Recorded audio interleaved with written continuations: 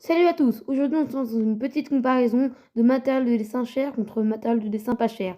Donc, le matériel de dessin pas cher, c'est Twin Marker de chez Action, OU de la marque OU et des crayons de couleur de chez Action. Donc, on va voir tout de suite. Donc, pour rester dans le thème, je me suis dit que j'allais prendre un stylo Bic, donc pas un liner. Ce liner, c'est quand même cher, donc on va prendre un petit stylo Bic pour faire les contours, donc le repassage en noir. Vu que c'était un peu bavouilleux, j'ai refait ça sur une tablette lumineuse donc qui vient aussi de chez Action pour rester dans le thème. Et du coup, on va encore repasser. Mais le dessin, au juste, n'est pas très beau car ces vidéos ont été tournées il y a à peu près 6 mois et j'ai pas du tout le même niveau de dessin que j'ai maintenant.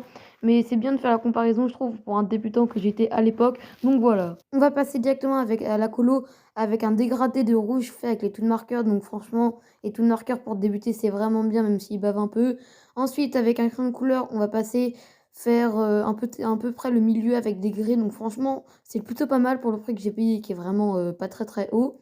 Et on va aussi y passer avec un peu un gris clair et aussi un gris un peu plus foncé pour faire un peu des dégradés. Donc voilà, la partie est finie, je la trouve assez belle. Et du coup, on va directement passer à la partie du matériel cher. Mais avant, voilà ce que ça donne. Donc pour le matériel, pour la partie chère, donc on va utiliser des Pro Markers et des Copics ainsi que des crayons de couleur Faber-Castell. Cette fois-ci, on va commencer par le milieu en ajoutant une teinte claire de Pro Marker. Donc les Pro Markers, je trouve que le rendu est beaucoup plus lisse.